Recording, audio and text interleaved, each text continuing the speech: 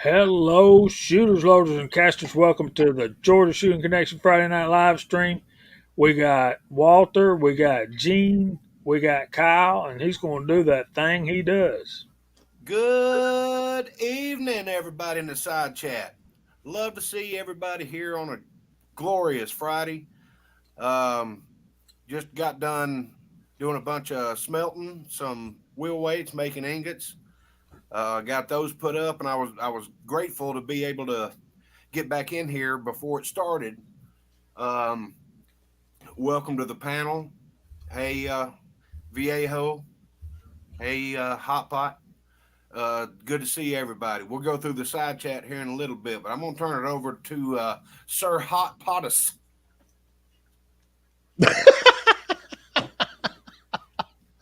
Sir Hot Poticus. That was funny. Hey, thanks for having me on. Look forward to Friday night. Got a nice side chat out there I see popping. Got me a new T-Sauce 1911 10 millimeter. Cool. Excellent build quality. No sharp edges. It has been smooth, honed. It's purty. And I just can't wait to shoot it. So there'll be I got the unboxing video up, and next I'll get the first shots.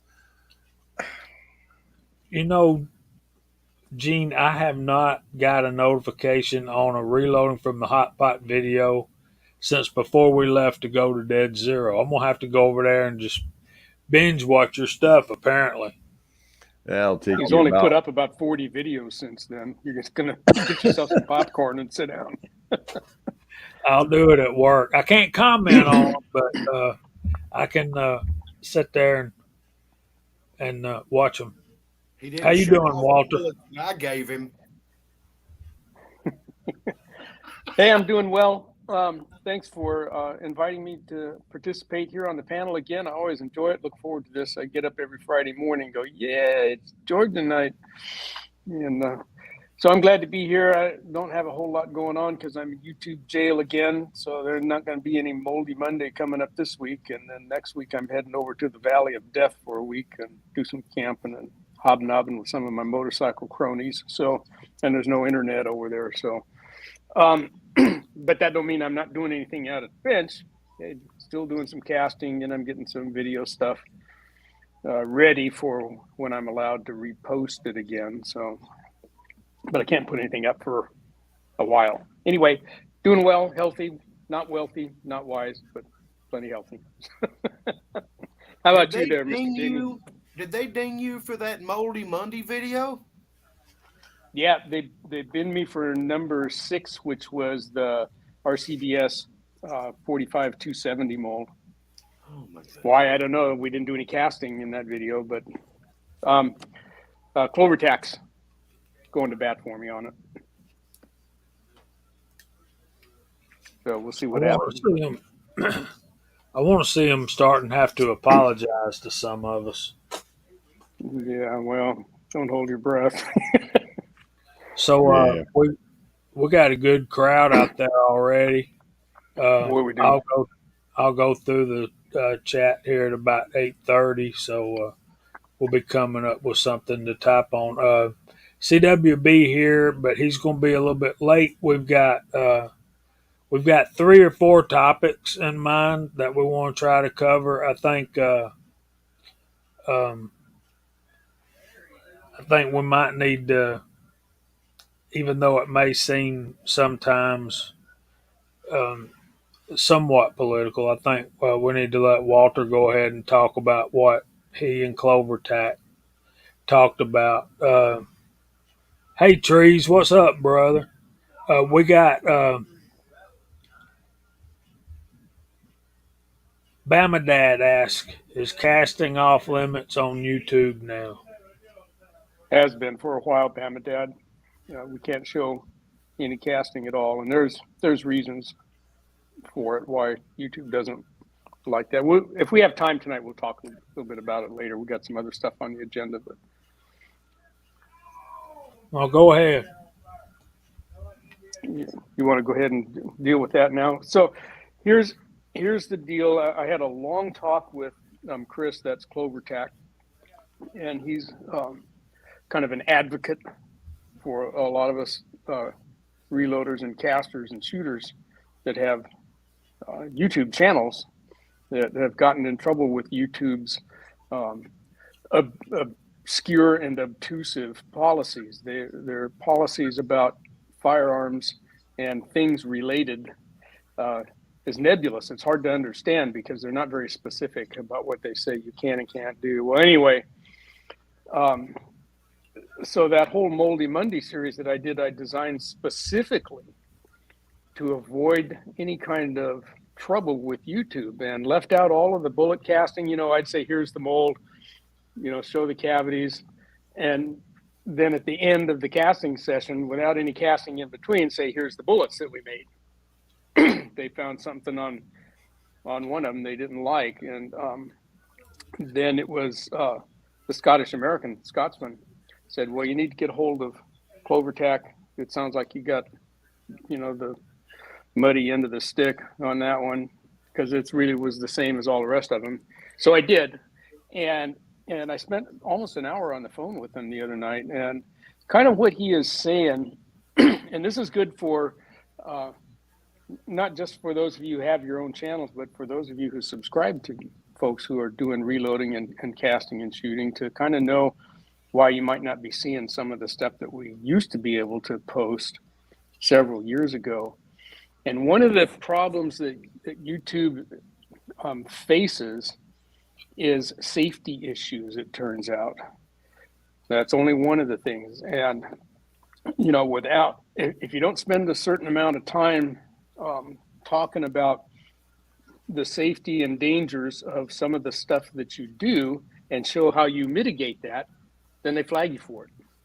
So if I'm even going to talk about bullet casting, even though I don't show myself doing it, you know, I need to be apparently mentioning that, yeah, this is, you know, potentially dangerous, and you need to, you know, eye pro and, you know, gloves and fans, and you got to take care. So they want to see that.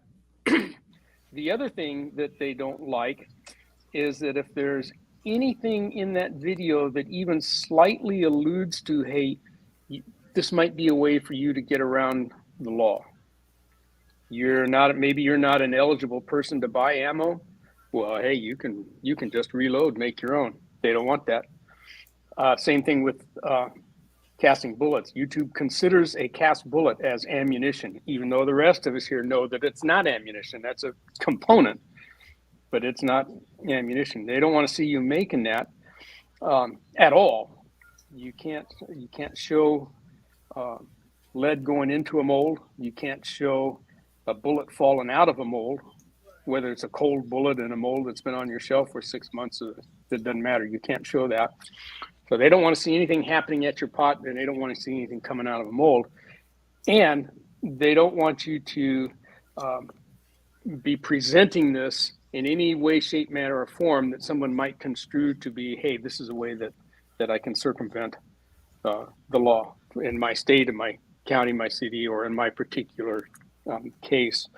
So I I asked CloverTac about that. I said, well, should then I just say at the beginning, hey, you know, this is not a way for you to get around the law? He said, no, don't even go there. He said, that'll make it worse, because the powers that be will look at that kind of a statement and say, oh, that guy was saying that tongue in cheek, you know, and wink, wink, wink. This is not, you know, a way to get around. And said, don't even touch that. Said, you just come out and say, hey, here's why I'm doing this. It's economical, more economical than buying factory ammo, and and I can make ammo that's more properly suited to my firearms, and that's going to make that ammunition better and safer for me to use because of those. And leave it at that. And he said, that's, if you're going to say anything, say it that way. Present it that you know, the reasons for you doing this are, hey, it's economy. You know, we're using recycled materials, right? We're making ammunition that is better than what we can buy and make it appropriate for a particular firearm, and that ultimately makes it safer for us to go use as well as performing better. So approach it that way. Don't say anything about it. Hey, this is not a way for you to cheat the government. So those are the big takeaways that I had from CloverTac. And in the meantime, he's talking to his people that he knows well at YouTube and say, hey, this guy, had that video taken down and shouldn't have. There was nothing in there that was offensive to anybody. So we'll see how it goes. He said it could take a couple days. It could take a couple weeks. And he said, I don't go in to talk to YouTube people on a whim. Said, Walter, you've got to understand that if I do go and talk to them about your particular case, that it could be opening Pandora's box too. It could go south on you just as well as it could go forward. And you got to understand that that it might put you on their radar. And I said, I don't, what do I care? I got 600 subscribers. I'll start another channel. if they shut me down again, I already had one channel lost to them. But so anyway, there's a couple things for you creators to think about. Talk about safety a little bit. Explain why it is that you're doing this. Don't do anything or that looks like it'd be harmful to children. That was kind of one of the big points. But so anyway, that was the gist of that so far, and the rest. And this was just within the last 24 hours too. So the rest of this is going to be downhill from here. We'll see what happens. So you won't see anything from me for a while, and for those of you who are subscribers to some of these other folks' channels, if you realize that, hey, we're not seeing the reloading like we used to be able to see, we're not seeing the bullet casting like we used to be able to see, it's because YouTube is progressing their community guidelines, they call them. And they're written such that they can be interpreted as kind of like the ATF, right? And they can interpret it however they want. Which is one other point. So I asked Chris, well, how come they're not more specific on their policies? Why don't they just come right out and say, you can't show lead going into a bullet mold? He said, because if they get that specific, then you're going to have myriad more people up there trying to push the envelope and see how close they can get to that line. He said, if we draw a bunch of lines, you're going to have that many more people at each line trying to get over. He said, we'll never get past it. Better to leave the rules a little bit loose and deal with them on a case-by-case basis. That's their attitude anyway. So, Not Tactical Fud says, completely. yeah, what about Rumble? Rumble's fine. I'm on Rumble, but the reality is that YouTube is the platform of choice for most of it. That's where people go for their information. So, like some of us are doing, say, hey, and I've done a few of these. Here's an intro on YouTube. You want to see the whole thing. You want to see all the casting stuff. You want to see all the reloading stuff. Here's my Rumble channel. Go watch it over there where I won't get in trouble. Okay. Let's talk about Bama Dad's comment right here. It's just a matter of time before they shut down anything firearms related down completely. And I would respectfully disagree just a little bit because there's still that you've got big YouTube gun channels that are making them money, like Iraq Vet 8888, Hickok 45, and people like that. There's some Guns and really gadgets and there's some really big firearm channels that make them money, and as long as it seems like though the really big, except for Hickok 45, most of the really big gun channels have gone political and are just reporting on the two-way stuff. I mean, IV88. I mean, that's about all he does is the political side of stuff now. But what's a hot potato? And I asked CloverTac, is it just us, smaller guys that they're picking on because we're small? And he said, no, not at all. He said the big guys have issues with YouTube, same as everybody else does. In fact, he said sometimes they have more because their subscribership is so big. They get a lot more troll types, and they get a lot more people complaining about this, that, or the other thing, because a complaint can engender excess, additional scrutiny from YouTube on your channel too, if people complain about this, that, or the other thing.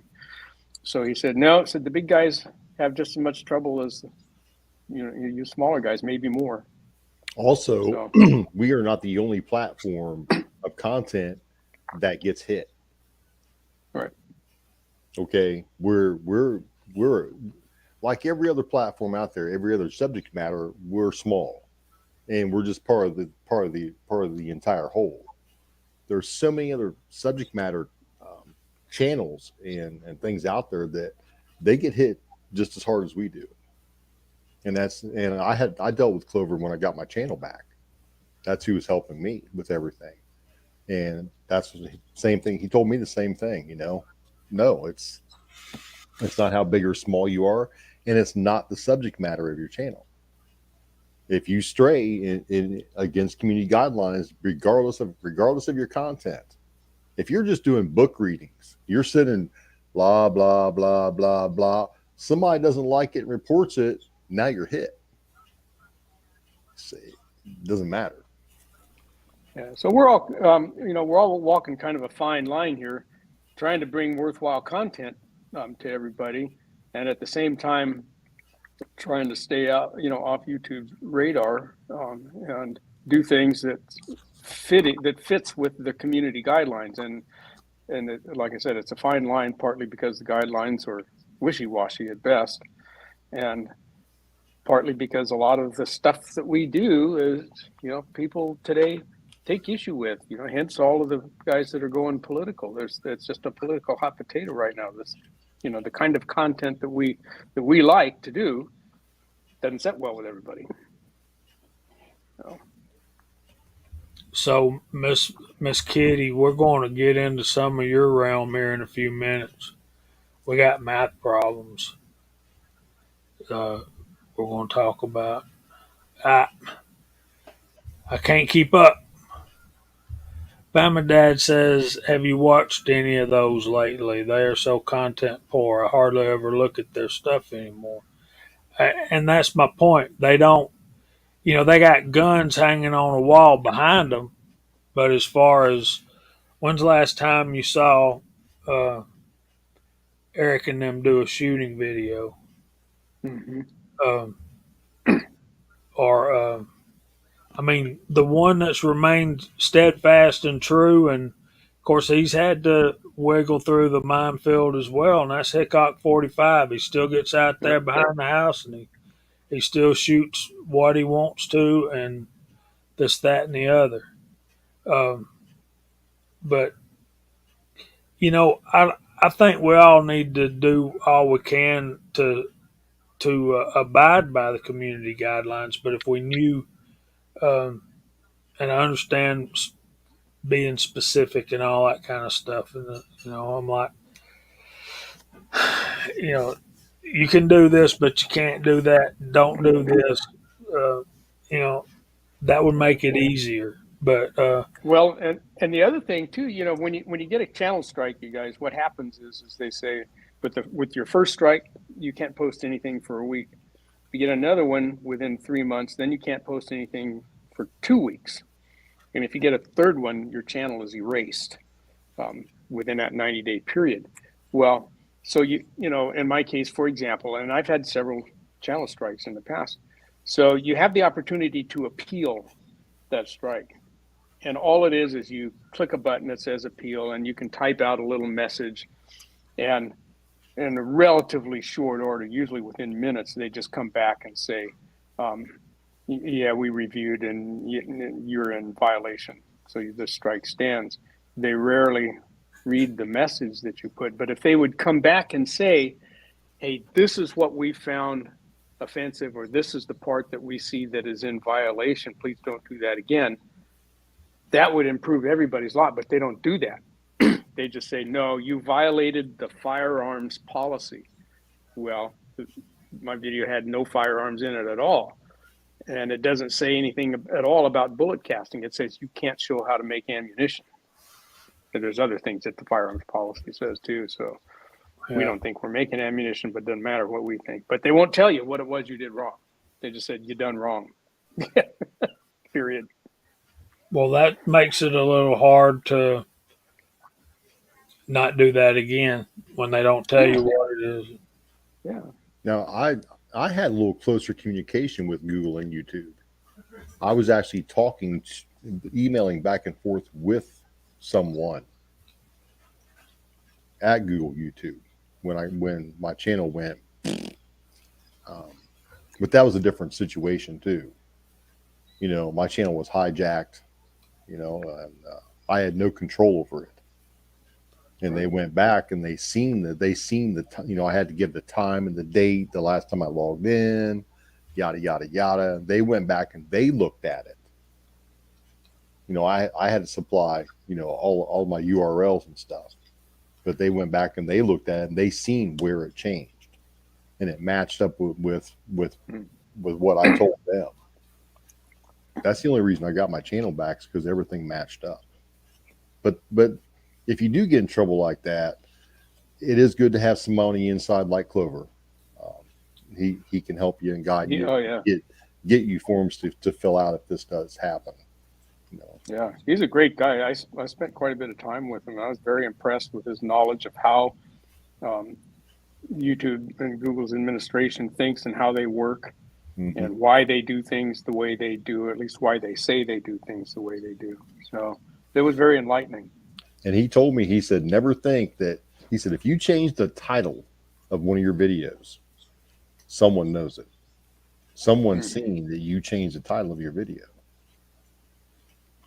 And they want to know why. So then they'll go in and they'll watch the video to see why you changed the title. You know, are you trying to be sneaky icky about something? Yeah. He also told me that Google YouTube is got a little bit of a personnel problem right now, and they're running thin. They've had to let a lot of personnel go during the pandemic when people were at home and not at the office.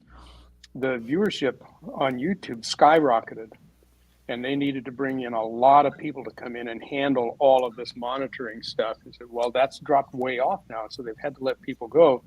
And so they're depending more on the AI algorithms to look at the content. So, and it's not as accurate as an actual human looking at it. Well, there you go. You know, and I'm pretty certain that it was a computer that looked at mine, because it was a 10-minute video. I put in the appeal, and about 90 seconds later, the appeal was rejected, saying, yeah, we reviewed your video. No, you didn't. You didn't have time. unless you were a computer speed reading through it. So.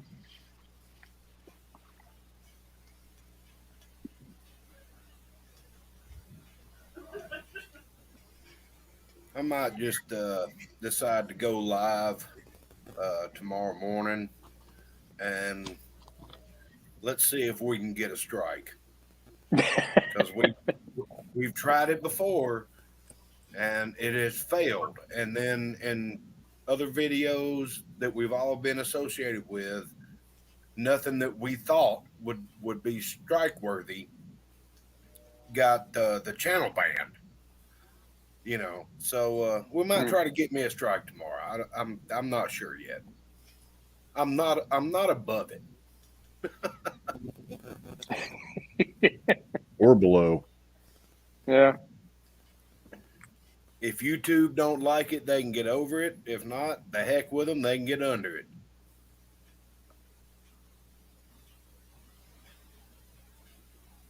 Well, there you go.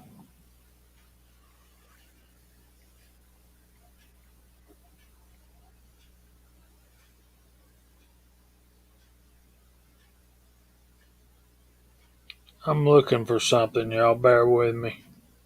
Okay.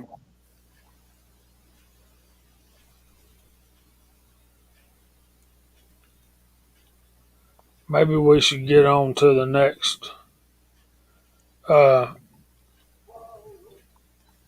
Mark Thomas has a link if he's still out there in the side chat. Matter of Uh, fact, speaking of the side chat, it's almost time to run down that baby. yes, it is. Let's go ahead and do get that did, and maybe we can maybe some more folks. There's Dave Thorzak's is out there. Uh, I know what. Let's type YT for YouTube, or you can type in YouTube if YT is offensive to you.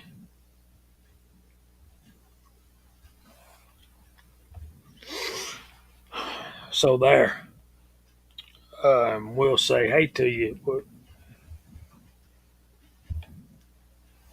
yeah, Mark's been fighting that.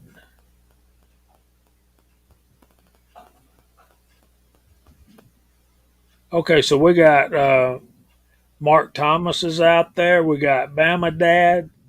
We got Georgia Shooting Connection. I'm assuming that would be Kyle Lusk. We got Trees Blowing out there. We got Bobby Barlow, James Pugh, Abigail Finnegan, Dwayne 7834. Did I get that right? We got Tactical Fud, Chris from the 740, Floridian, Walks Fletcher, Tim S., James Pollard, Andy 79Z28.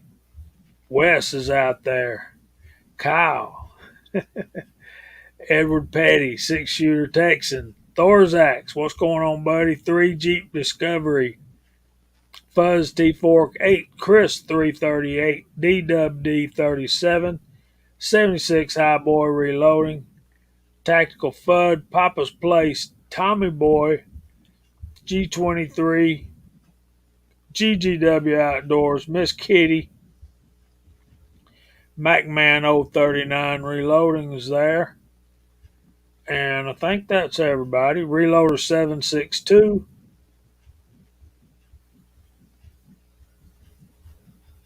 Chris from the 740s out there. Okay. So, yeah. Um,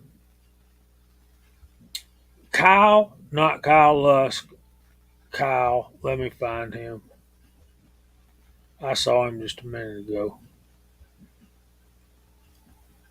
Send us an email, which I encourage all the rest of y'all to do also if you have a topic that you would like for us to discuss.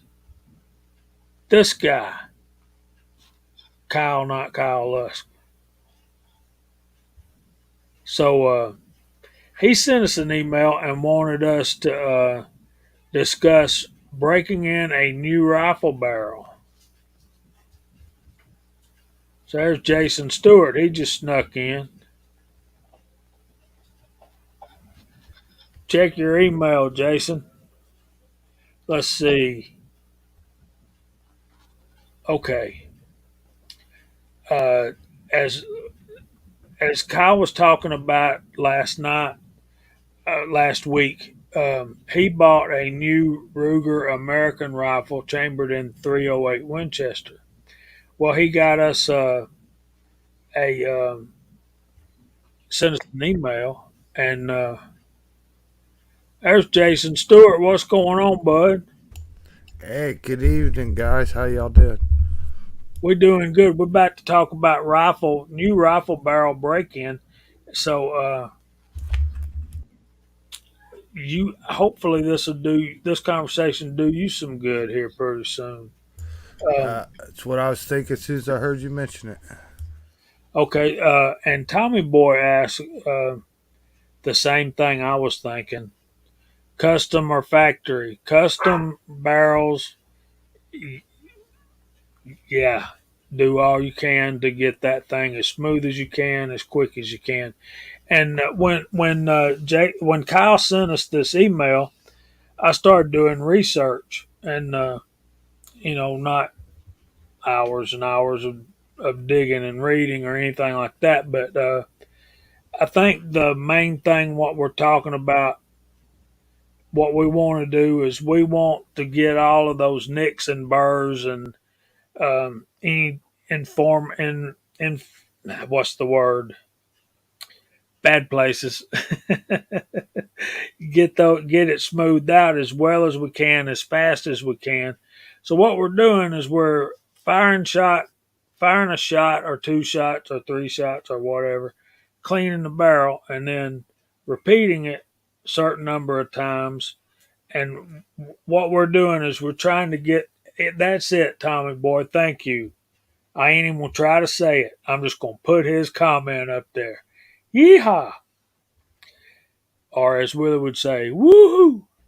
Imperfections. That's it. Yeah, we want to get all that. We want to get all that stuff out of there. Yeah, I know. And Hey, Chris, I'm going to talk about that in just a minute. Um, let me see if I can do this. Um, I will probably get a channel strike for this, but woohoo! Let's do it. I hear you, man. All right, let's. All right, I'm gonna have to do this in stages here. I want to add this in there. YouTube also has algorithms for negative comments about YouTube. So if you're going to go on your channel and you're going to make negative comments about YouTube or any of their policies or anything, you will be put on their radar.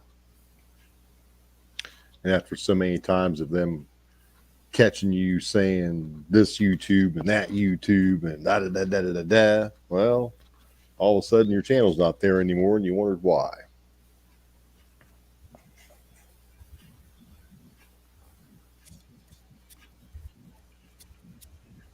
If you've got a new rifle, properly breaking in the barrel can improve the accuracy and make it easier to clean. Hi, I'm Larry Potterfield with Midway USA. Step out to the range with me. We'll see how this is done. I'm gonna see if Larry Any new makes the rifle, point that I was gonna the bore. speak on. In addition to a cleaning rod, you'll need a brass bore brush, jag, cleaning solvent, and some tight-fitting cotton patches. Using a bore guide to protect the bore, start by running the brush down the bore, followed by a patch with a little solvent.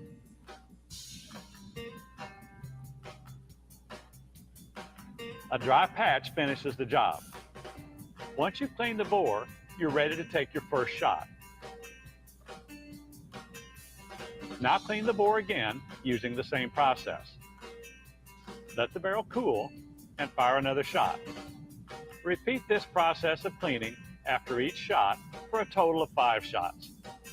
The rest of the break-in process is done shooting 5-shot groups, cleaning after each group until you've shot 50 rounds. So that's one more variable in rifle accuracy, properly breaking in the barrel. I'm Larry Potterfield with Midway USA, and that's the way it is. Larry brings up some How many shots? very good points, but there's also other ways. They actually make coarse, medium, fine, and super fine reloadable projectiles that it's recommended one coarse, a couple of mediums, like 5 fines, and this is like what Larry said, cleaning between all these rounds. And then they're super fine. And what that does is it polishes the inside of that barrel. And you can make it where you can shoot 500 rounds without having to clean it. Then eventually you're going to have to do a deep clean, get the copper fouling out, and all that stuff. I'm talking about shooting copper jacketed bullets, not lead projectiles. You're going to have to do a super cleaning and get all that stuff out, and then you're going to have to run another 50 rounds through it to get it back to where it is. Because what you're trying to do is establish a copper fouling equilibrium. That's where the bullet travels the same track every time. Because a clean bore is it's like, for lack of a better term, women. I'm sorry if I'm about to offend you. It's like throwing a hot dog down a hallway when the bullet goes down that barrel. Um, so you want to establish a copper fouling uh, equilibrium, which will make sure that that bullet goes down the same exact trajectory every time. And it's hard to get. It's hard to maintain. It's really hard to clean. But that's what you need to have an accurate long distance rifle.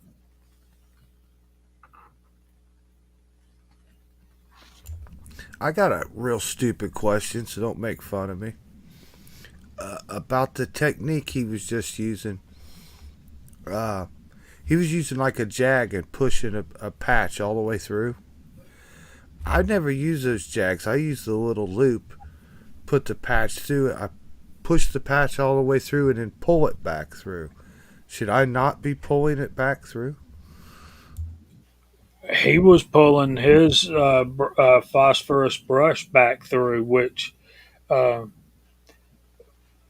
personally, if I had a high dollar custom barrel, I would not do that. But on my Ruger American, I do. Uh, I think the most important thing about that is go start from the breech end, and rather than the muzzle end, because you'll ruin your rifle.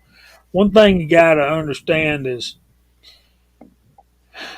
if you do this and do it wrong, just like cleaning, you can ruin a barrel cleaning it if you don't know what you're doing and you're not careful.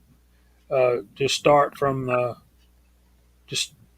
start from the breech is the most important thing because you don't want to mar up the crown of your muzzle.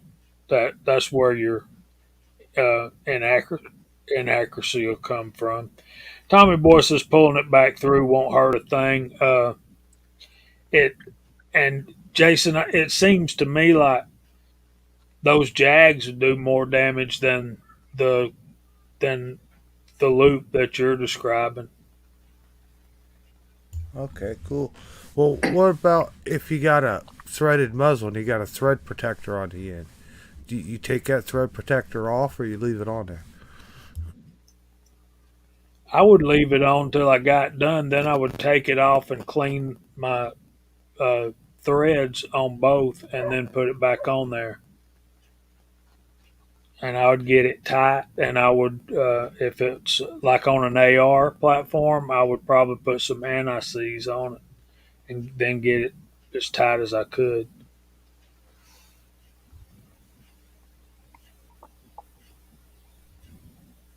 Yeah, they have been. Most people with lever actions always clean their guns from the muzzles down. Yeah, and that's what I was saying.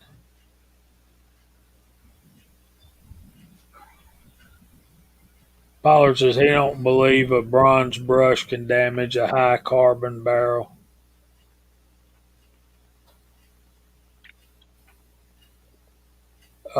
And Miss Kitty, I don't think powder coating. I honestly think powder coating is easier on a barrel than uh, copper jackets. I agree with that. I think that a cast lead bullet that's powder coated is one of the easiest things you can send down a firearm barrel. You know, it's basically just plastic on the outside of the lead bullet, and the lead, you know, inside the bullet itself is just lead, and it's relatively soft stuff compared to the steel your barrel's made out of. You're not going to hurt it. Yeah, Miss Kitty, I've answered this question before. I use uh, either J. Dewey or Tipton rods, and they are always coated. Mm-hmm. Yep. I've got a couple of brass rods that I use for my my handguns, and I think they're fine too. Brass, relatively soft material. For my push-through rods, I use that mostly on my semi-autos. I'm only talking about a 5-inch barrel, and that brass rod that I've got's only yay long, and I haven't had any noticeable issues anyway using that. But I would agree that the coated ones are better and safer, especially if you use a plastic jag or a plastic slot on the end as opposed to a metal one. We got a stranger in the house. Who is this Armament and Axis guy? Wow, good to see you, AA.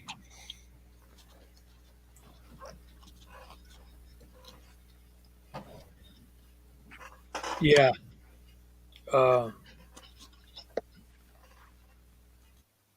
it needs to be a tight fit.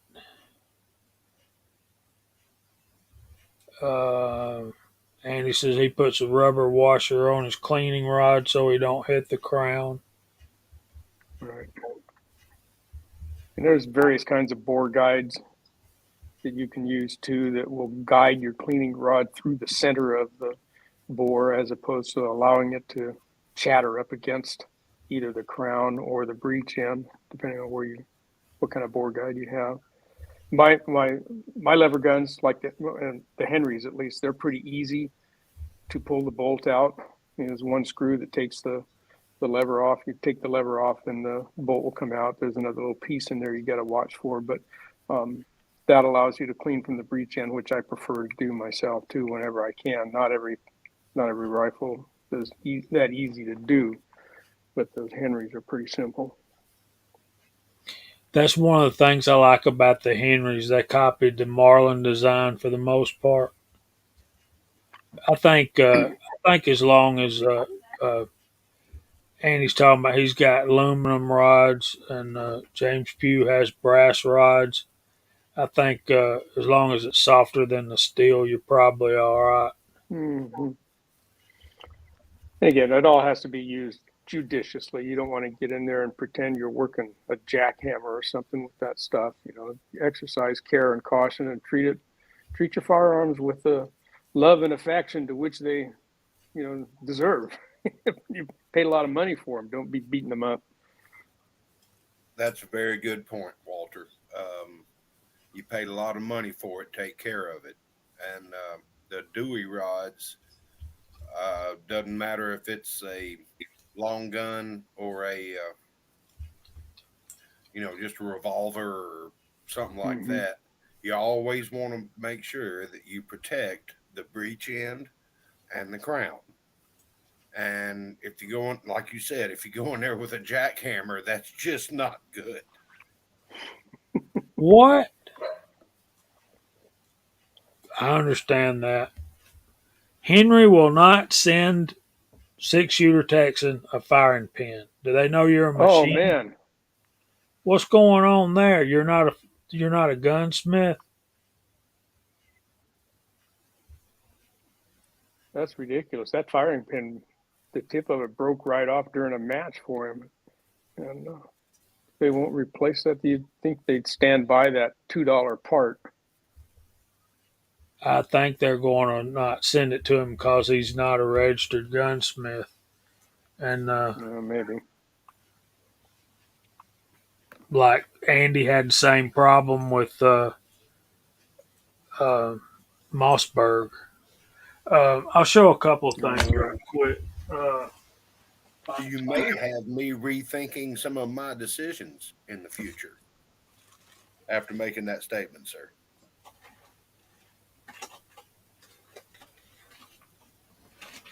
I can't believe they wouldn't send you a firing pin.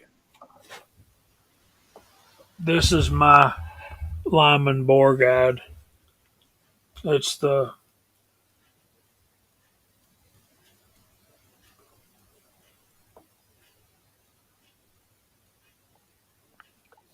and he Jamie, won't. is that caliber specific?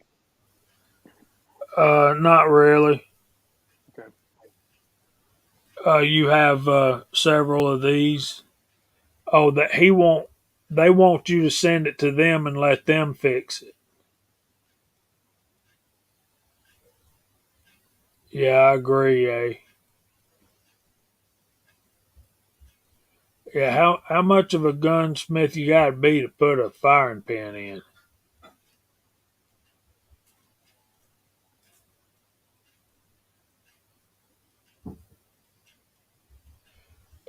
You're messing with the wrong guy, fellas.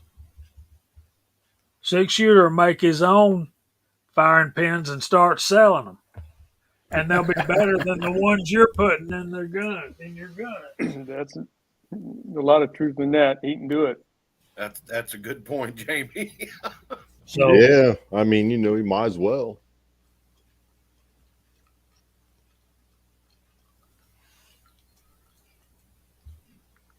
there you go, Edward. I think I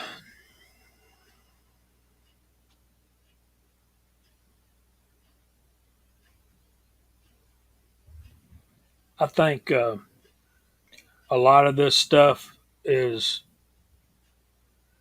I think what Walk said earlier. Larry Potterfield just wants to sell you stuff. Yeah, uh, you take a gun out of the box and you go shoot 100 rounds through it and put it in the safe. I really don't think you're gonna hurt it.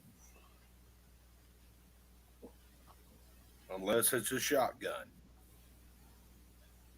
You got to clean those babies every time you use them. Keep the bore clean and the action clean and all that stuff. Um, or that's always what I've been taught. But you Right. can take a rifle, like I was saying earlier.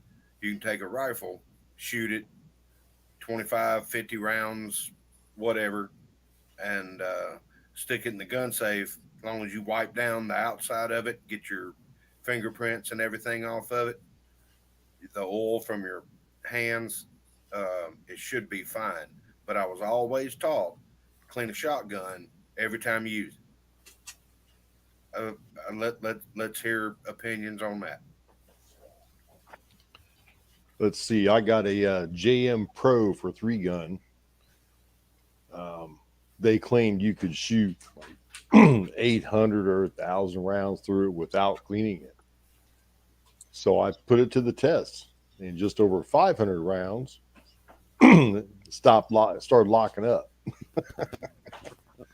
So I've taken a shotgun that far without cleaning anything, nothing. Before we get too deep into that, let me tell Kyle how I did my Ruger American, and I think we have footage of the results. So I took mine to the range. I cleaned it before I left, and I took cleaning stuff. I fired 1 round and I cleaned it. I fired 2 rounds and I cleaned it. I fired 2 more rounds and I cleaned it. Then I fired 2 more rounds up to 10, and that last group was a three because I had one extra. So I fired 3 shots, and then I took it home. Uh,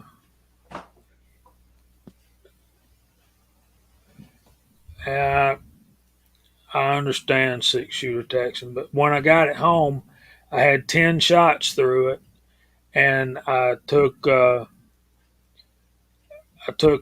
mop, uh, a bore mop, and JB bore paste, and ran it through there with that and Edge Red, and ran it through up and down the bore about 50 times, and I reapplied and did it again, and I reapplied and did it again until I'd gone through the whole barrel 200 strokes. And then I cleaned it, and that was my break in for my rifle.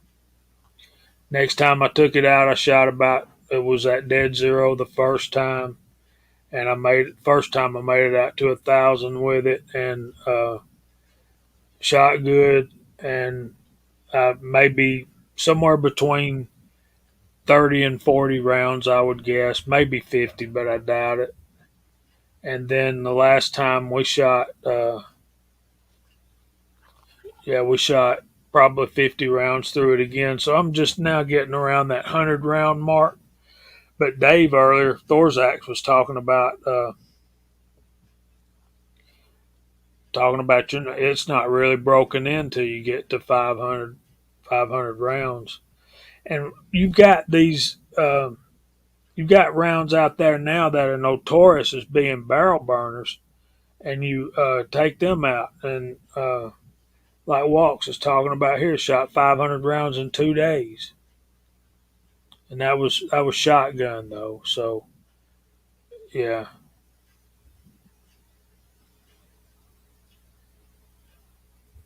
So you used that JB bore paste and made 200 strokes through that barrel. right. Is that what you were saying? That's what I said. You know what CW said to that? He said, "Dang, is there any rifling left in it?" Yeah, it's a smooth bore now. So you would recommend that bore paste then, obviously. Yeah, I would. I think it'll. And all we want to do is smooth out the imperfections. And I would actually trust that bore paste more than I would the break-in bullets. Because, like I say, it's like somebody had a leftover grinding wheel and shaped it into a bullet and then loaded it. Um, you got coarse, medium, fine, and super fine. That bore paste is good stuff. Um, I didn't have any problems with my 308. Just going through normal, like what Jamie said, shoot it, clean it, shoot it, clean it, shoot a couple more rounds, clean it, shoot a couple more rounds, clean it. I didn't have a problem with that. I've never used the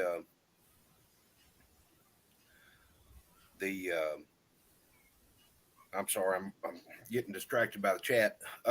Never used the sandpaper bullets to break in a barrel. I've always just preferred to be out there and just spend some time on the range. You know, you shoot a couple times, let it cool off, talk to somebody, make a few friends, and that's what it's all about, anyway.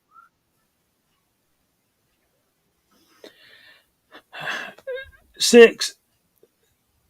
This is the thing I've been meaning to ask you, and I need to call you, and we need to have a talk about cowboy action shooting. Is it required that you load your rounds with black powder, or is that something that each individual chooses to do uh, to make it more authentic, or not? Or I would like to know that. I know most of your rounds are black powder, and I've seen that Stoger. I like that. Mine's not that nice, so I might. And another thing, when it comes to the shotgun for that, what do most people use 12 or do most people use 20? So we got an endorsement for JB Boar Butter, whatever they call it. He says all the pro shooters at Camp Perry shoot it.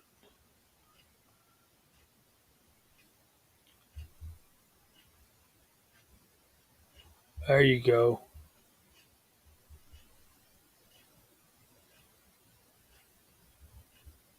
Well, it looks like I'll get some bore paste, a Dewey rod, and one of those bore guides.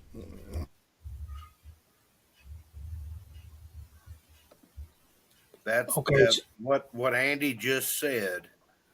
Um, he brings my point exactly home. As soon as you clean that rifle, it's going to take 10 to 15 rounds to get that baby back to where your groups start honing in again. And that's what you're building up is that carbon copper fouling equilibrium to bring everything back to where it's going down the same hole every time. And you just continue shooting it until your groups start opening up again. And when they do, that's when you take your time and it's going to take several hours.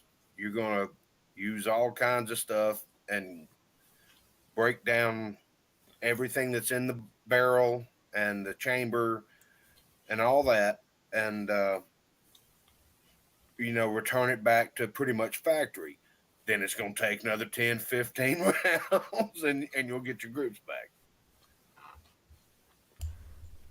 So to go to use that JB paste, you do that on the brand new barrel before you ever make that first shot. You can, but I shot 10 rounds through mine, cleaning it. Shot one round, then cleaned, then 2 rounds, 4 times, and yeah. Yeah, it's pretty aggressive. It's not something you want to use every time, but to break one in, yeah, uh, it's great for that.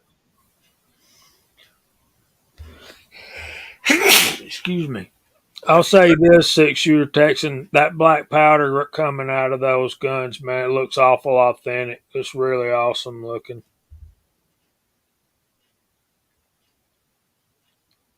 You know, Andy, I bet uh, you could take zinc bullets with a brand new barrel, and after about 10 rounds, it's as smooth as it's going to get.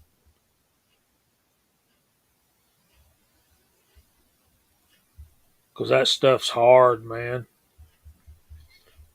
Not as hard as copper, so I'm learning.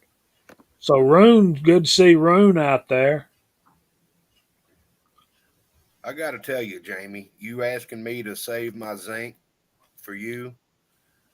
I've talked to a lot of people about zinc, Willie being one of them. And with you jumping on the bandwagon, I think it may be time for me to light up the new pot.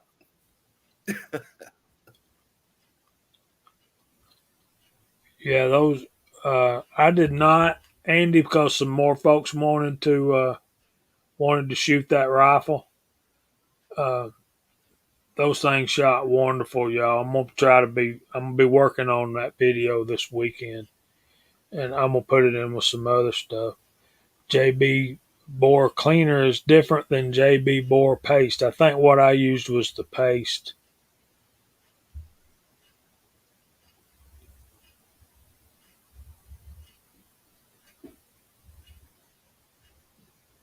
You ain't kidding, Kyle. That makes me nervous. Golly. You don't know what's down in that barrel. That bore may be halfway obstructed with grease from the factory. At least run a patch through it.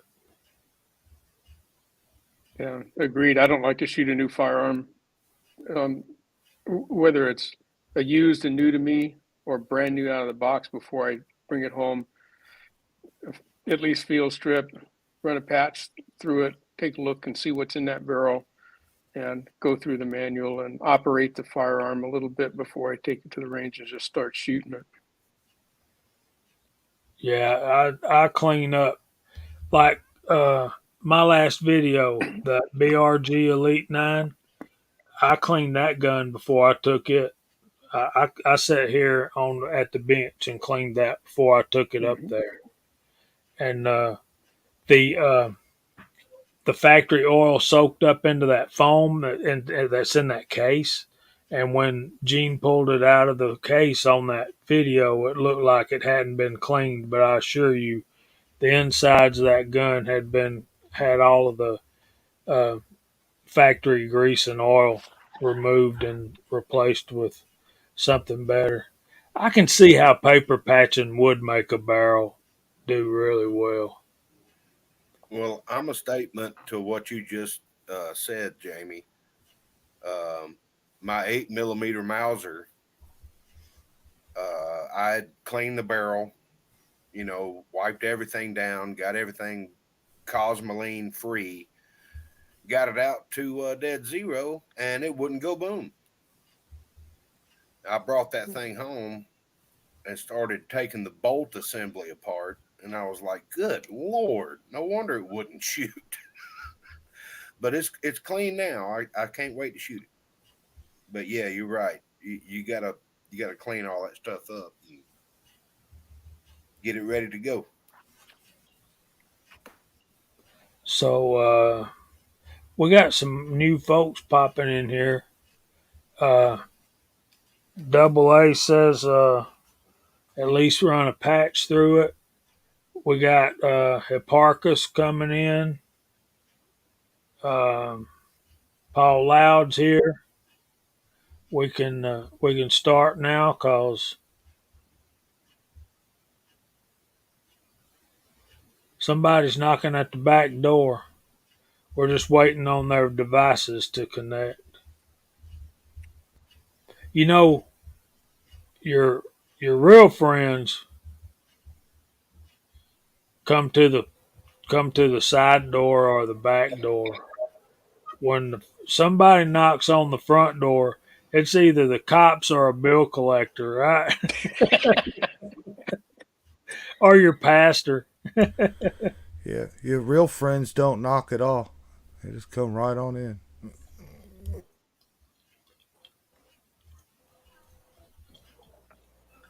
Fuzz, I ain't even putting that comment up there, man. Yeah, make sure there's no chips or burrs. Hello, everyone. Sorry I'm late. Good to see you. Hey, CW. Good to be seen. Hi, CW. Hello, everyone. And actually, the other Kyle, what it boils down to is you break in your barrel the way that you see fit. Some people do it by running 200 rounds through it. Some people do it other ways. Uh, I don't have a preference, and I don't have any documentation saying which way is better. I just have experience, and I've done it both ways. So feel free. So just so I could get a real good basic understanding, if you used some boar paste right at the beginning and cleaned that all up and did that right, and then go into my shots cleaning, all that, and then bump it up, a few rounds, whatever that was, or something, you know what I mean? Go 5 rounds and then clean it, and then do 5 more and clean it. What do you think? Like 40, 60 rounds? And that'd be good enough to then just start let it rip. Let's get the scope working good. Let's start doing some reloading. I tell you what I do, man. Is after about 30 rounds, I'm done. At what point are you just burning powder, primers, and bullets? But here's another thing too. You can kill two birds with one stone in this process. You can load up some easy loads of a say like you, Jason, coming into a new caliber with a new goal in mind. You can load up some brand new Starline, Lapua, whatever brass, Nosler brass, some really good brass, uh, medium light loads, and you can be fire forming your brass at the same time you're breaking your barrel in.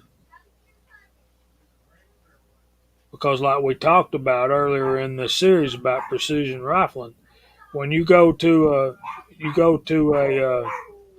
F class match, there ain't no new brass on that firing line, and most of us can. If you have a some kind of a rifle vise, or I use a Caldwell uh, lead sled, but I don't strap it down tight. You strap that thing down tight, you can blow out your scope if it's a high recoiling rifle. But what I do is after I've got all the break in done and got my load semi situated, is I'll take the gun out and fire one shot and then move my turrets to the point of impact, and uh, then I'll shoot my groups and test groups, so forth and so on. But the next time I take that rifle out, I'm going to fire one shot and then let it rest for a while, because what I'm doing is I'm testing impact on cold bore. Because if that's a hunting rifle, I got to know where that first shot's going to hit, because that's the one that counts in the deer woods. Is the first one. But for what we're talking about, precision, is a total different animal. Am I making any sense, CW? Oh yeah, I'm picking up what you're laying down.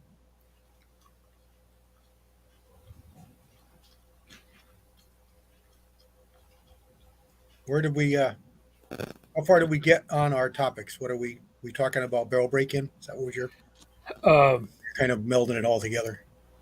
we are talking about, well, you know, barrel break in led into cleaning, and Well, that's a big part of it. Yeah.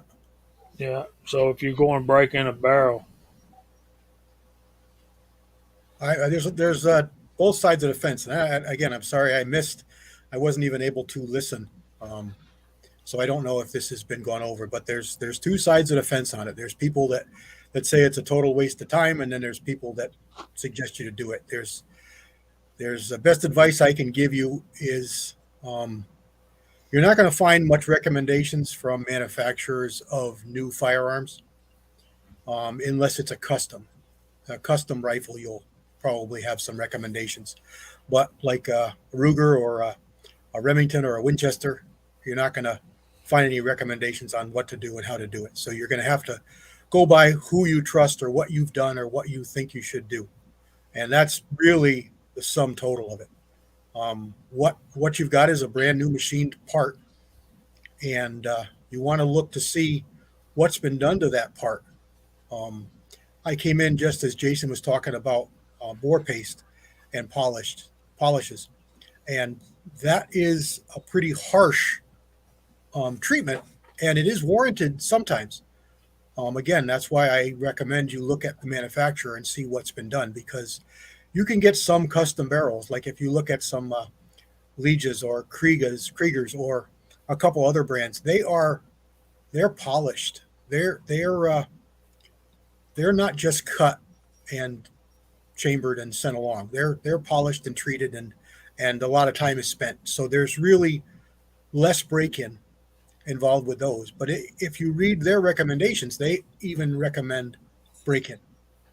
And there is some that don't recommend it or don't have any suggestion for it. They just tell you to do as you see fit. It's yours, to do it as you would do it. But the whole reason for it is to provide a surface that's as clean and smooth and consistent as you can make it. So any of you that have seen machined items, you know that there's always some kind of burrs. When you're talking about a Ruger or a Remington or a Winchester or any one of the manufacturers of making of common made firearms, that cutter barrel was made, whether it was cut or it was reamed or however they cut their rifling. It's not done on a level of most aftermarket manufacturers. They have a lot tighter tolerances. So that cutter is maybe going to only do a half a dozen or a dozen or 20 barrels before it's recut or reused or adjusted or checked or tested. Barrels for Rugers and Remingtons and Winchesters are not seeing that kind of results. So what we say about firearms really carries over into barrel break-in as well, and that is let your barrel tell you what it needs. So in that regard, again, going back to what Jason said, because that's really where I turned on and started listening.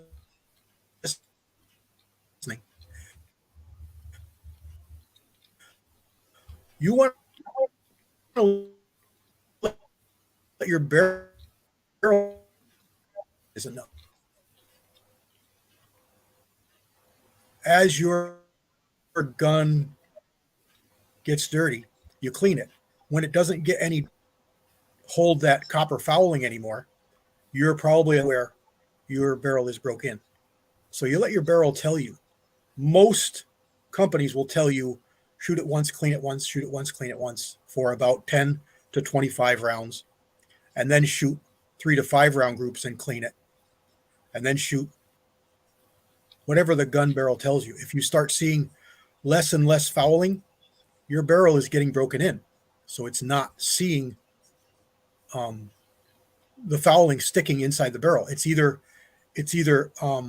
you've missed something and you've got it all copper fouled and you can't get it out, or you've got it to the point where you've knocked down all those burrs or tooling marks or whatever is in there that's going to catch and hold fouling coming off your powder and off your bullets. And it'll eventually come to the point where it's going to be fine. It's going to be I'm trying to read and talk at the same time and I'm confusing myself. It's going to come to the point where it's going to be easier to clean. You're not going to notice as much fouling. So that at that point, you're probably broken with your barrel. I just went through this with the 6mm, and I did just what the manufacturer recommended. And it worked out really good. I've shot groups down in the threes, .300 with that barrel. And that's a preferred barrel blanks barrel. I believe they make their own barrels, but I know there's a company that they've been farming out to recently. I don't know if they did it with mine. And I want to say it's not Barstow, but it's B something or other. And I can't remember the name off the top of my head. But I've heard of them before and they're around. So I've had good luck with that. I've done it a couple times with my Ruger Americans, and my 300 Blackout really, really responded it really well. We took it to the range 3 times, and twice I went through my procedure, which is clean it, shoot it, clean it, shoot it, clean it, shoot it, one shot. And then don't ever let it get too hot. Let it stay cool, or let it stay just warm. And on the third day, my buddy's son came with us, and he's, 19 years old at the time. And I gave him a box of bullets and that gun. And I told him, just go have a good time. He shot up the whole box of bullets. There's probably 100 rounds. He shot up the box over the course of a couple hours. I brought the gun home and cleaned it, and I noticed that it really wasn't very dirty. The next time I went to the range, that gun shot unbelievably well. It really, really shot well, and it's shot well ever since. And I put everything on that barrel break-in. That last shots that he made in it really just put it over the edge in it. That barrel is smooth when you push a patch through it.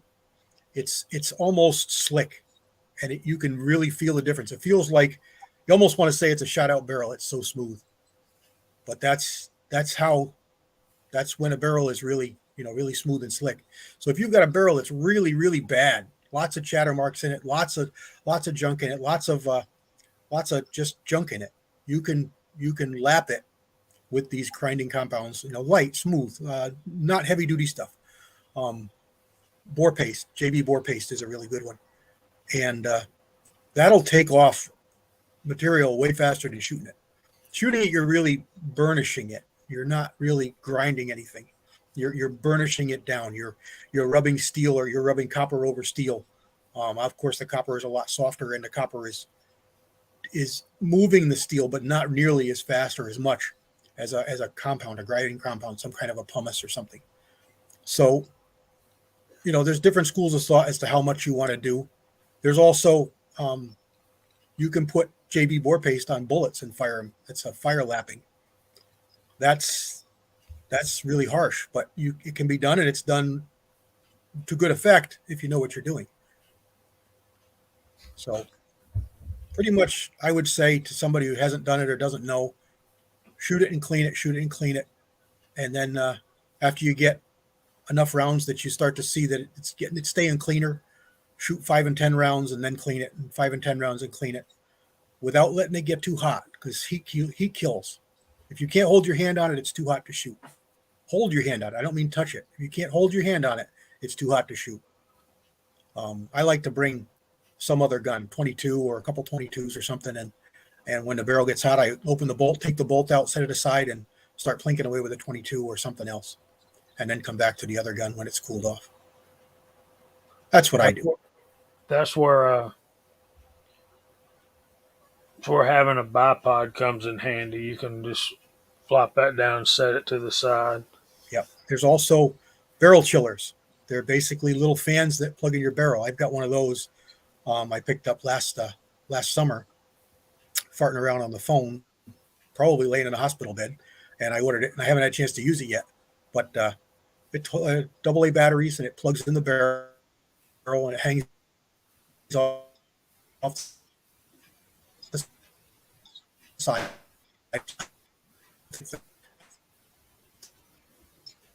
And uh,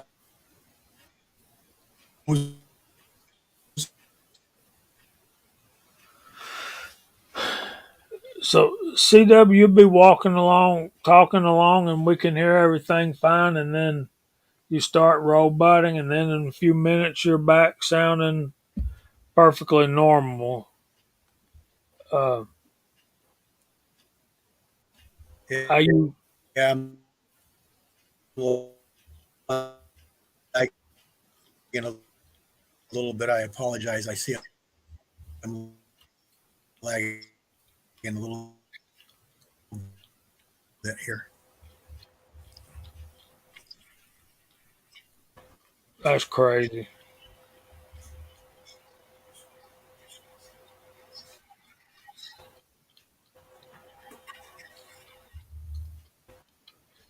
Yeah, Dave. That's what we need to touch on. If you're debating on if you're going to break in your barrel or not, if you're going to go to that effort and expense, then yeah, uh, a premium match grade barrel. I'm doing exactly what the manufacturer suggests as far as break-ins concerned. So, but I still did my due diligence on my Ruger American Predator. I really like that, and I think it shoots pretty good. But another thing about that is uh, we can have another barrel put in there, and it'll be a premium match grade barrel when it comes time to replace them. Try it now, CW. Can we hear you? Yeah, I hear you. It seems to be okay, but I'll try it with the camera down and see what it does, as Tommy suggested. Yeah, you're coming in loud and clear and doing fine with the camera off. Yeah, sounds good to me here, CW. Yeah, before you came in, CW, Walter was talking about some of the things we need to be aware of with YouTube.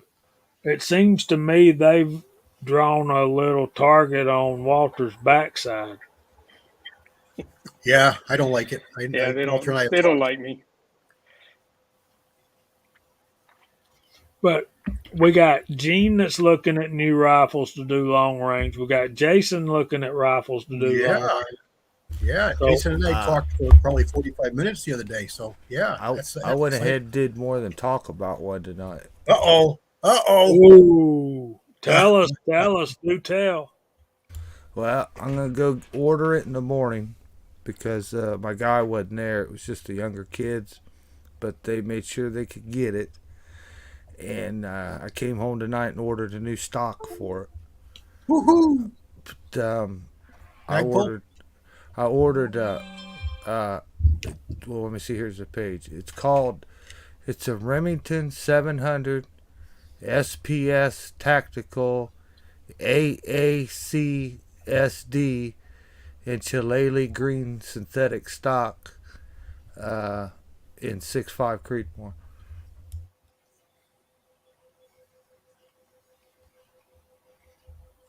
There you go. Now, see, Jay, I can't make a decision.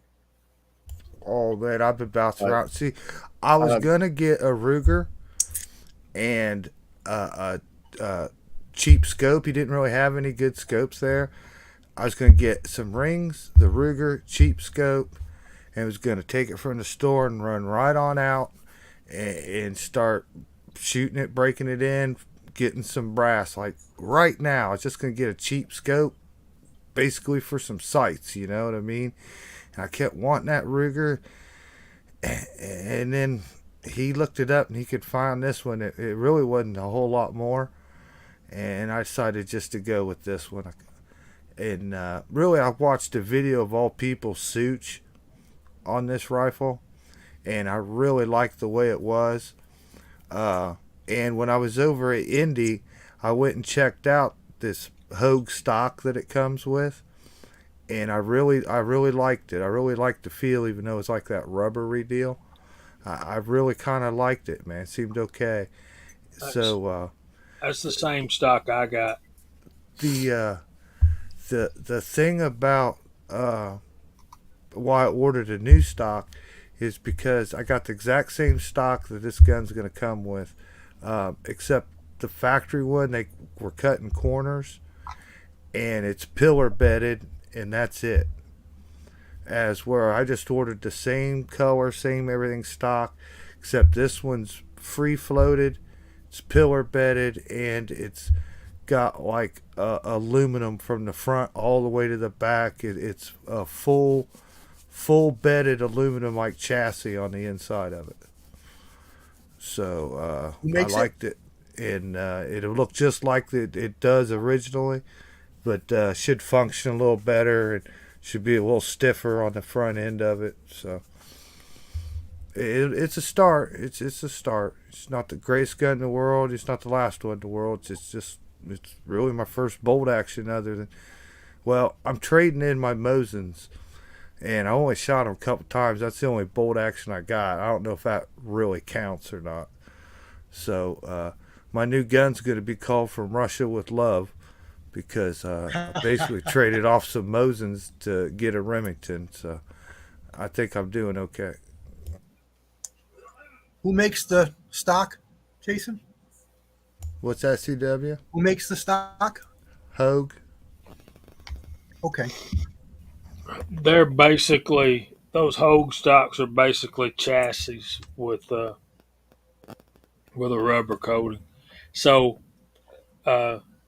everybody on the panel, y'all wake up. We have a sighting on 3, 2, 1. Hey, Mario. Sup, Mario? So yeah, they that's what I have on mine. On my Jason, it's called the Ruger American Hunter stock, and the reason they throw the American in there is because it goes on a Ruger American rifle. But a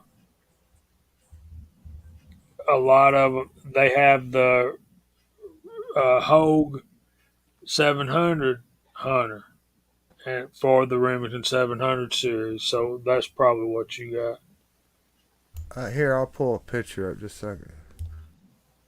Cool. Stacy Dalton, welcome in. Dang, Jamie, you caught me in the middle of a bite of steak when Mario showed up. I had to hurry up and swallow so I could say, hey. Pretty good, Stacy. You'll like that. Our man Walter did a whole series on that bullet. Too bad you can't see it. You're on mute, Walter. He can still see that. That series is still up. I just can't post anything new.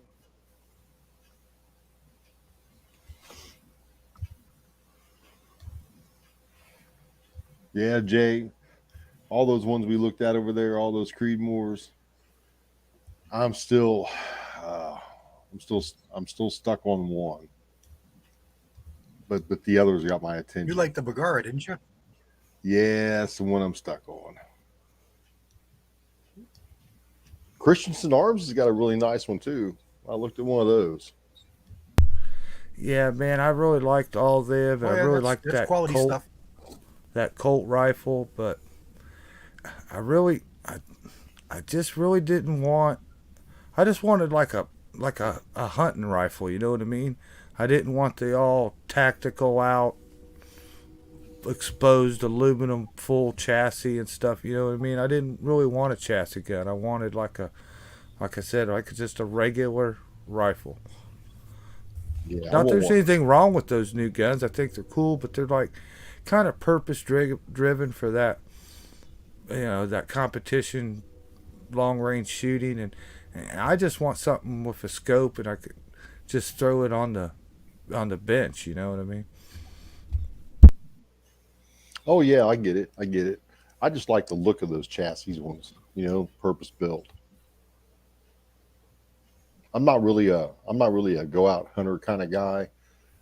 I grew up hunting, but I just faded away from it when my other partner faded away. So now I'm just more into the target shooting. So is that the same stock you're getting, or is that the rifle? That's the I'm getting that already ordered it the exact same stock as that. It's just different on the inside. Okay. It looks green, but it's really more of like a gray and a silver Yeah. in color. They have a But few colors. So yeah. this gun's it's got a heavy barrel on it. And it's threaded. Uh, it's got the Remington Supercell recoil pad on it. So I mean, One I of think my we'll be all hunting right. buddies, one of my hunting buddies has one of those in 308, and the property owner comes out after we're done. He's like, "So you can shoot, huh?" He says, "Yeah, I can shoot a little bit." And so he gets in his side by side, rides out for a ways, and rides out for a ways, kind of like that movie, and Yeah. Quigley. Quigley, and sets down a rattle can spray paint can, and then he says, "How far you think that is?" And he says, "I think it's 350 yards." So uh, he dialed in his dialed in his dope, and then shot right over the top of it. And he said, "You said it was 350." No, he shot right under it. So he said, "That's at least 400 yards." So he dialed up, two more clicks, and blue spray paint all over the field out there. That was pretty good. Two shots to hit a paint can, a rattle can at 400 yards. That's that's pretty good. There's Chad Kelly. Welcome in here, boss. Okay, another thing we want to talk about, and we'll have to brief over this. We wanted to talk a little bit more about for precision um, decisions on bullets, and when you're doing your fire forming, your brass, and your bullet choice is not going to be that critical. You can use whatever's going to blow that brass up and form it to the inside of that chamber. But one of the things you'll be looking at is ballistic coefficient. Another thing you're going to be looking at is sectional density. Let me see if I can share this. Yep, Jamie actually did show prep. I know G23's laughing his butt off right now. So basically, ballistic coefficient, according to Wikipedia, of a body is a measure of its ability to overcome air resistance in flight. Here's your mathematical formula over here. You can do this. Miss Kitty, I know you'll be geeking out on that. So, Pew Pew says, Pew Pew Tactical says it's the capacity of the projectile to keep as much velocity as possible in comparison to the standard projectile. So you're looking at it's a particular bullet's ability to resist the wind and resist the air. So we want to maintain that velocity as far downrange as possible. And ballistic coefficient is nothing more than a reference number to compare to other bullets when you're making bullet choices for your whatever your need may be. Did I say that correctly, guys? So is a higher number better or a lower number better? Higher. So you have two. You have the G1 and the G7, and I think there's another one in there. CW one's even lower than that. Yeah, well, the common ones are what you mentioned there. Most people go by, but it's not really better or worse. It's what the bullet can do. If you're only shooting a couple hundred yards, it's all moot to you. It doesn't really matter. Like I've said on here a bunch of times, you can shoot round nose bullets out to about 300 yards and never reap any benefits of a more streamlined bullet. But as you step out, past those kind of yardages, and as you step out, 1,000 yards, 1,200 yards, out to a mile, you can really, really, really see the differences that a really long slip stream. Um, if any of you watch Hootie Hoo, he actually just did a video on the 7PRC where he talked about shooting it out to a mile, and he made up charts with all kinds of common calibers that you would choose to do this with. The other PRCs, the 300 mag, the Creedmoor, and he showed them all, and pretty much everybody's equal. Pretty much everybody in that classification of cartridges is equal out to about 500, 600 yards. Once you hit 750, 800 yards, you start to see some differences. Once you see about 1,200 yards, it's a pretty good difference. And once you get out to a mile, it is astounding what that PRC with its heaviest bullet, I think they're shooting a 195, 180 or 195, 7 millimeter bullet. It's hundreds of inches flatter at a mile. Hundreds than the best next one. It's astounding. And he even did a really good test where he tested everything at 3,000 feet per second. So all the cartridges with their bullets were started at 3,000 feet per second, and they just had the heaviest bullet that they could run to 3,000, and they pitted them all against each other. So it was pretty much even field. And the 300 mag was one of the worst, and that's one of the most people think as being a better.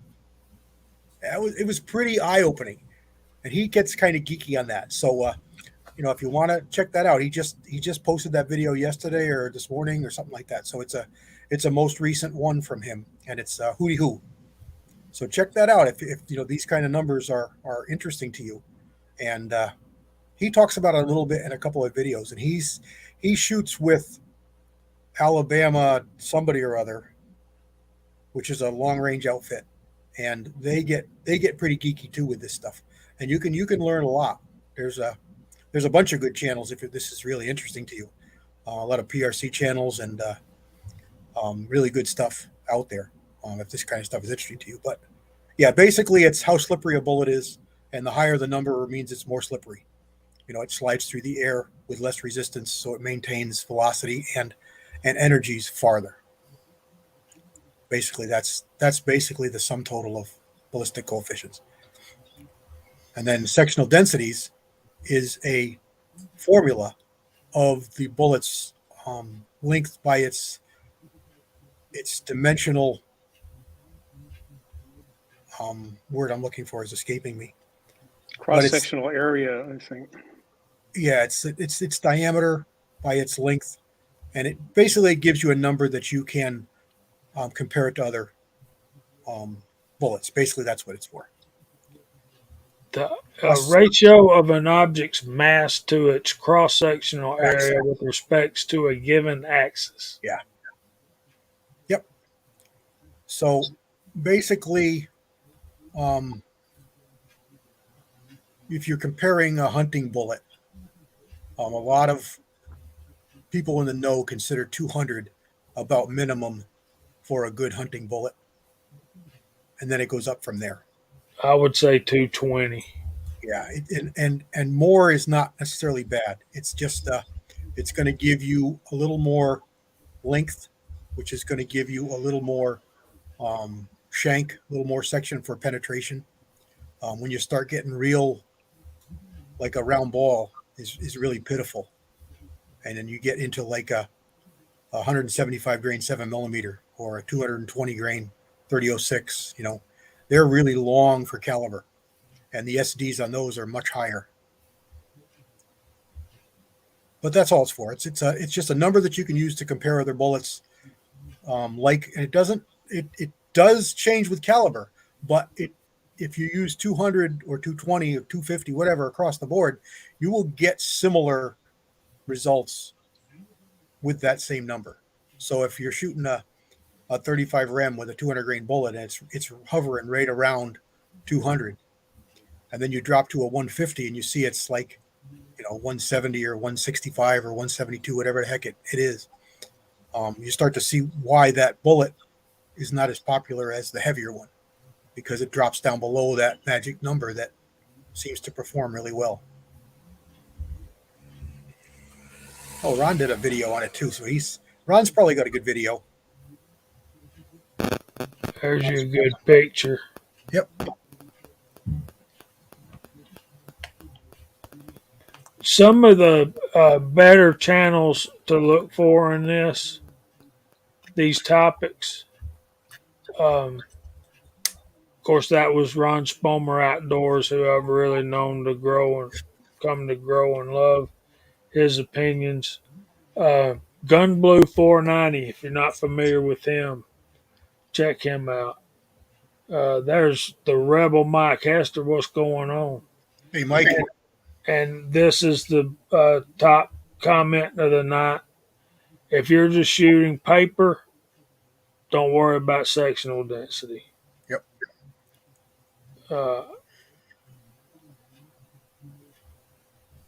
Bulldog's gone. Good night, Bulldog. Good night, man.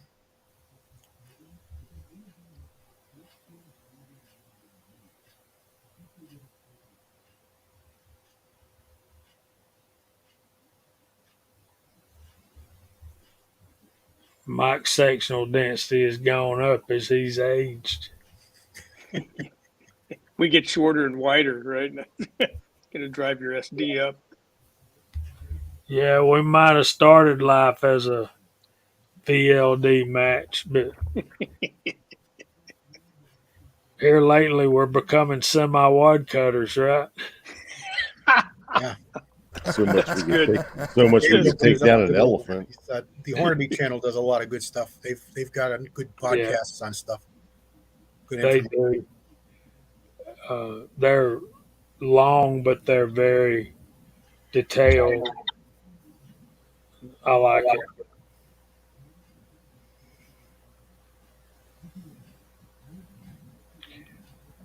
it. Gun Blue 490 is Yeah, he's easy to listen to. He maps it out really good and lays it down. Easy to.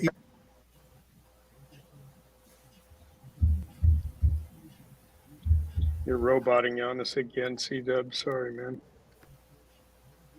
That's why I chose that 208 grain 30 cal Hornady bullet, the SST, for my long range 308, was because the ballistic coefficient was 644. I mean, that baby, I could just, it was like it was on remote control. I could tell it where to go. now that's a sectional. That's a That's a ballistic coefficient number. Right. Yeah. All right. Um, ballistic coefficient. Um, when you're getting up, depending on pistol, you know, higher's the better. Um, sectional density for hunting. That's to me. I look at that as how much punch is my bullet going to have. How much backside is going into the target, and yeah, Gun Blue 490 says.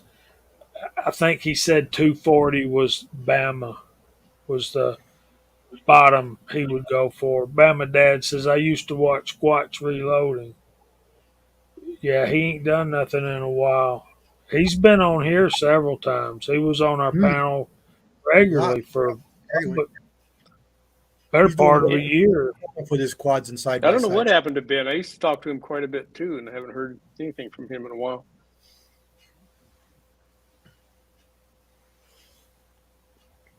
So when you're anybody new out there, when you're loading for precision or looking to load hunting bullets, you'll pay more attention to your sectional density.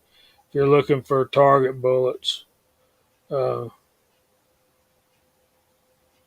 yeah, pay attention to your ballistic coefficient. And Mike, that's good. Yeah, they do tend to exaggerate ballistic coefficient. And see, that's one of the things at dead zero when you're looking at that screen.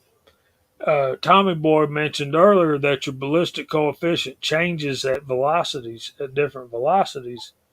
And that's one thing they don't tell you on that box of bullets they're selling you. They'll tell you what their opinion of the ballistic coefficient is, but they don't mention anything about it changing during flight, which it does. And that's one of the things that tablet tells us as we're shooting at dead zero is the ballistic coefficient at that range and at that target rather at that target and that velocity. So you're going to get your ballistic coefficient, your standard deviation, your velocity, and your group size on every shot off of that.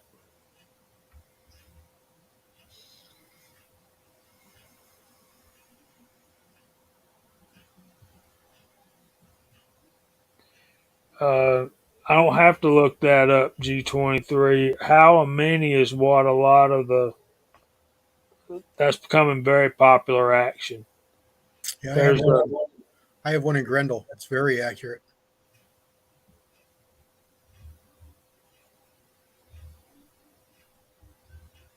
Tommy Boy says he thinks Sierra does. Well, that's because they're the bullet smiths, man. They don't get a whole lot better than Sierra.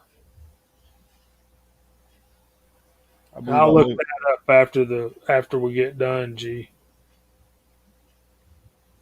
Yeah, lab radar. Lab radar is played a big part in a lot of these modern bullets that have these different style um, tips on them. Because what they found out was some of these earlier, say, ballistic tip bullets, Nosler ballistic tips, for example, the tip was actually eroding and melting, changing, and it was totally destroying the BC of the bullet. And they found that out with lab radar.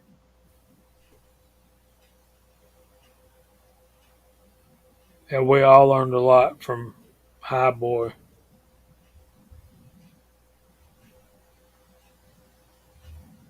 Yeah, Ben's had a couple of videos on reloading, but most of his stuff now is on side by sides and his quads. He's having fun with that, I guess. And his kids. Yeah, yeah. It's easy to get caught up in. It's a lot of fun, especially if you got kids.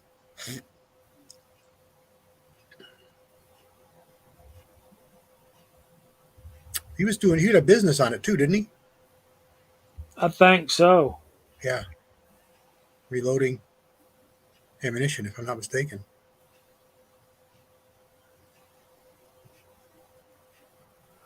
Um, What were you saying about Howell guns? Are they Howell rifles? They pretty good. Hmm. Yeah, they've been really good for a lot of years. They've good stable quality company. I mean, Weatherby used them for their lower grades for a lot of years. They were a basis for a lot of custom rifles because they are basically a 700 Remington clone. They actually use the same base as the 700 Remington. I looked at one at LGS. They had one in 6.5 Creedmoor. Yeah, you can they're do good. you can do a lot worse than a Howa action, and they're made to change those barrels out, and they'll last a long time. They make those in Japan, don't they? I have no clue. I'm not sure where they're I made. I believe so. I think they're made in Japan. I think they're a Japanese precision rifle. Gene, if there's a particular stock or chassis that you were liking, I think Brownell sells those Howa They barreled do. actions, Yep, they do. and then you could just get your own chassis. Yep, yep. Well, the chassis the Howell comes with is pretty cool looking. I mean, it's got the chassis I'm looking for. Yeah, a lot of And people they're complain about their mags. I haven't had any problems with them. They're a little costly. They are pretty cheap, but I uh, I just didn't like their mag release. Um, but there's some aftermarket stuff out there that changes that. The way you carry the rifle and where the magazine release is, it's easy to as a hunting gun. It's easy to drop out the mags when you don't want them to. But like I said, there's a couple of aftermarket manufacturers that change that around so that instead of pushing up, you kind of push back, and it was easy to put on, and it fixed the problem. And the mags feed fine; they work fine. But I don't give it hard use. I imagine in a hard use scenario, it's just a mag. So yeah, they're not great.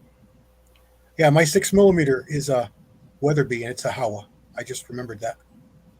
It's a VGA, Weatherby VGA, VG something or other, Okay, so which is made by Howa.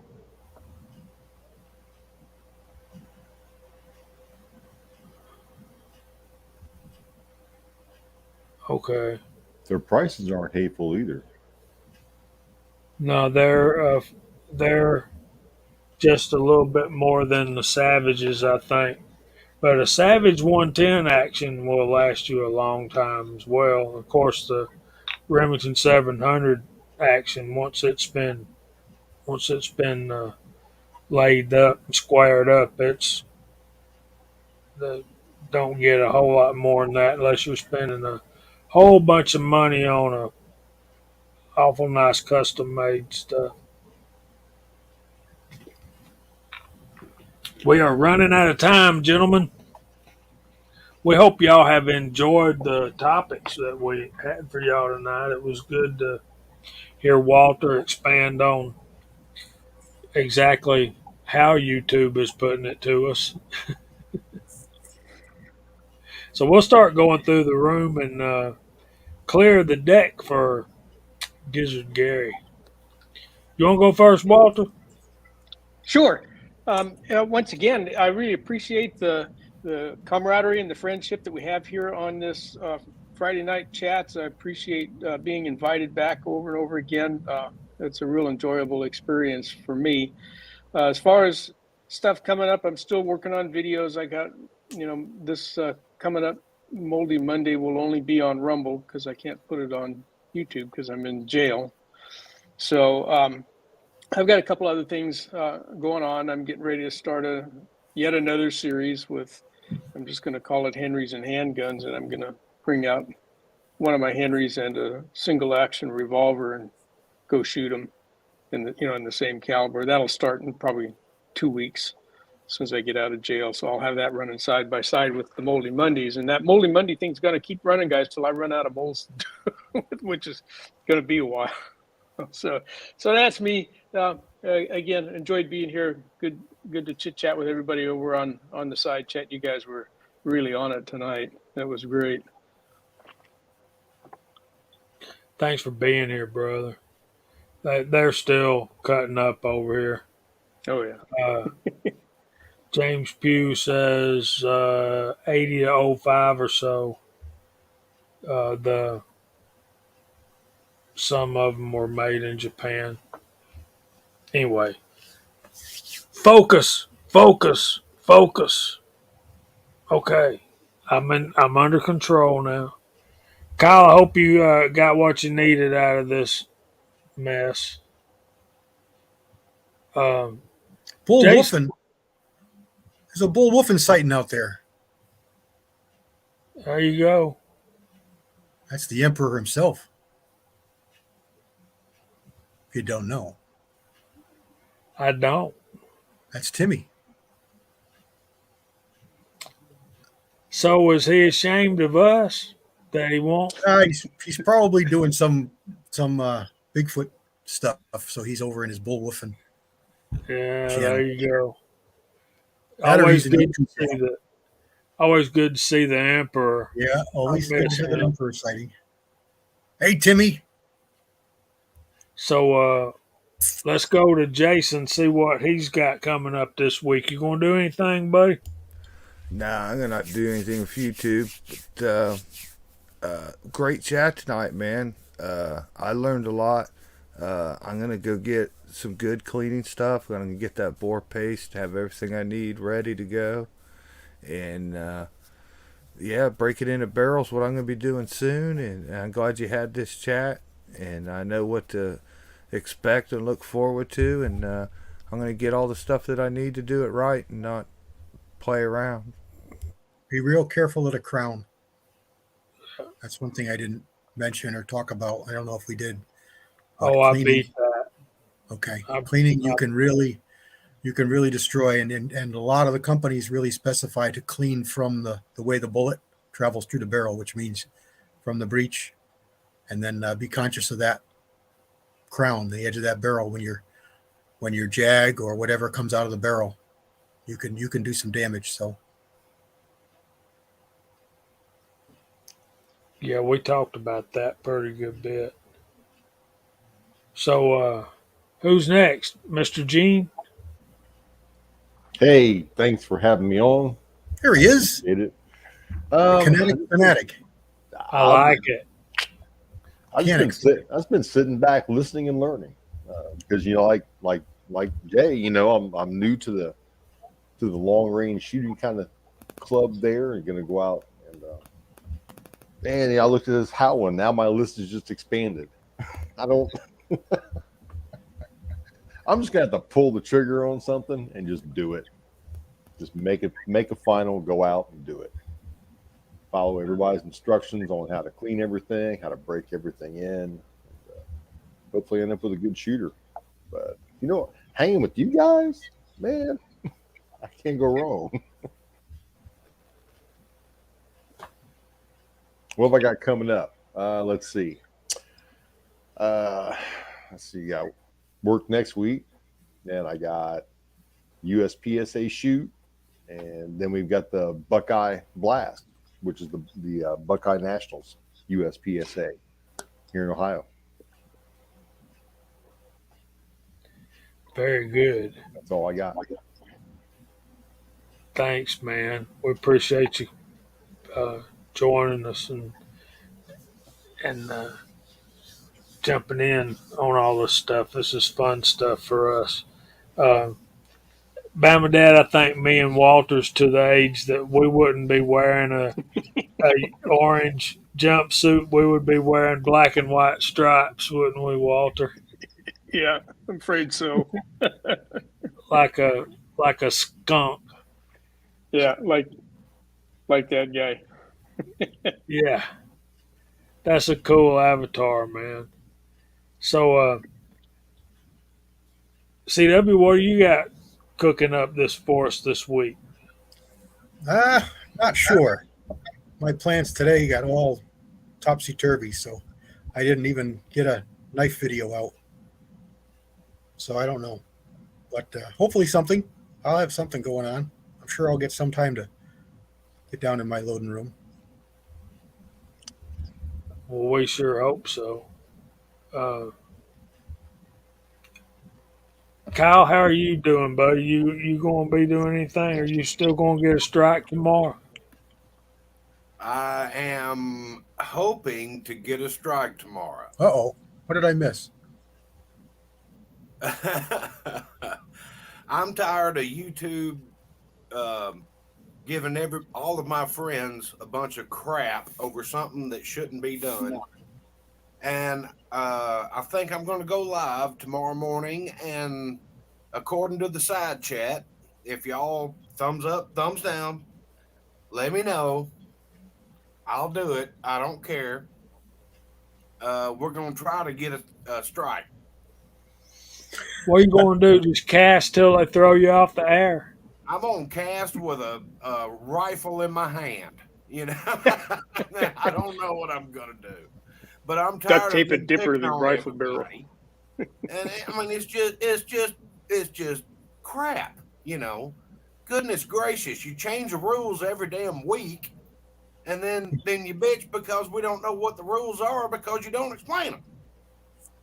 I'm sorry, I'm getting a little worked up.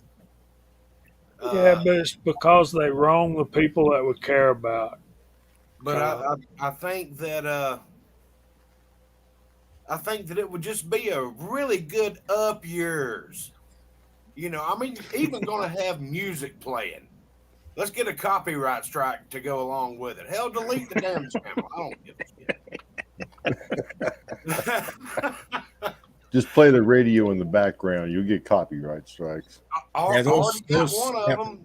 I was casting the Journey. Had a Journey CD that I paid for in the background as I was casting, and even Full Lead Taco said, "I thought I was the only one that had Journey playing when I was casting," and they gave me a damn strike for it. Yeah, I get lots of them just with the radio. I turn it down; it's not even loud, and they can't hear it all the time, and I get them all the time. But nothing happens. It just says you can hardly hear yours. Oh, this one was loud. I cast up, or I smelted down about 60 pounds of wheel weights right before this live stream started. I finally got them all inside. It's about to start raining here. I got everything put away, so there's no danger of that. Anything splashing into hot lead or anything like that. Because I don't know if people in the side chat know it, but molten lead and water do not mix. Yeah, you get what's called the tinsel fairy come to visit. I've had a great time tonight. It's been great hanging out with everybody. Fantastic panel, fantastic side chat. It was just an honor to be here, and I appreciate it. And thank you very much. Well, we're glad you were here.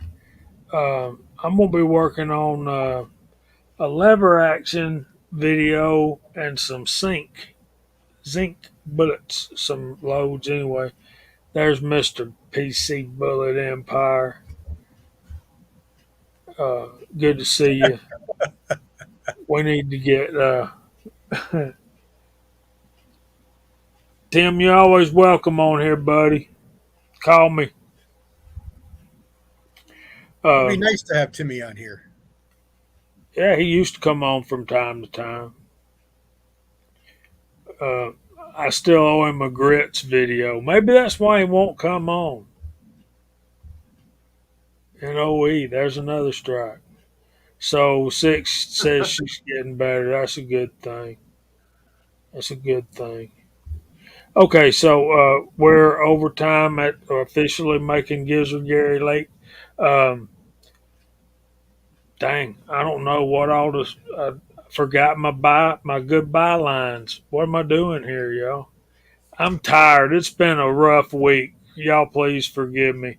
Check out uh, MacMan 039 tomorrow, Monday nights at 9 o'clock. Tuesday night is the Reloading podcast. Wednesday night is Chris from the 740. Thursday night, and Wednesday night is also High Boys Battle Room Bible Studies. Thursday night is High Boys workshops, reloading workshops. Of course, Friday nights there's us and Gizzard Gary. Saturday night we got in the morning we have Caliber Corner, uh, G23 at 3 Eastern, and Uncle Jim at 8, and then uh, Hillbilly at 10. So Saturday's full all day, and Got Scotsman on Sunday. Scotsman on Sunday, and Georgia Trapping and Fishing. Okay, here we go. Um, Before us on Cinco de Mayo, we will be having Hasbro's 1,500 subscriber party. So y'all come out for that. I guess that's going to be on Hasbro's channel, right, Hasbro?